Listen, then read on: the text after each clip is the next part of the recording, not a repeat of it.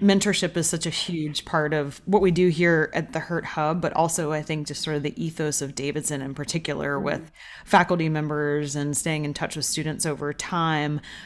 Could you speak a little bit to that of were there other, faculty members or your experience as a soccer player? And congrats, shout out to the Davidson soccer team right now who are in contention to win the A10 championship in St. Louis. Amazing.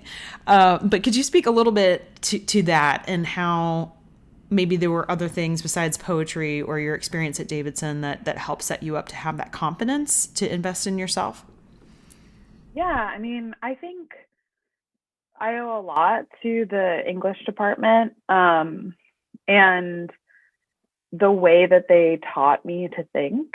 And I wouldn't have known to use this word at the time, but I think the framework that they gave us to approach problems or challenges or thorny questions, I think particularly through literary analysis and like deeply studying text, that type of, and at the time I think I would have thought like, how am I ever going to relate Derrida and Cormac McCarthy to the real world?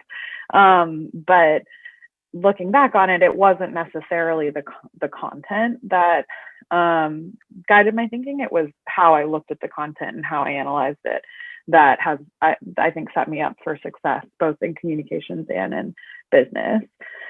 Because I think that the way that I learned to think about analyzing texts and talking about them and being detailed and creating a thesis, that type of, I guess, kind of synthesizing information is very similar to the skill set you need as a CEO, where you're bringing in disparate pieces of seemingly kind of unconnected data and putting them all together into a business strategy, one, but two, particularly when you're fundraising or you're in the press, you're telling a story.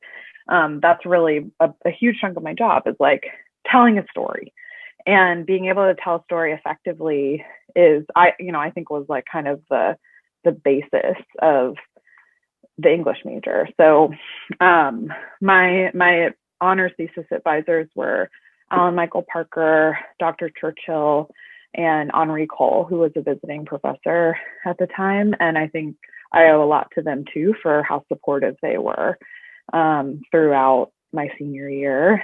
And I was probably a bit of a pill at times.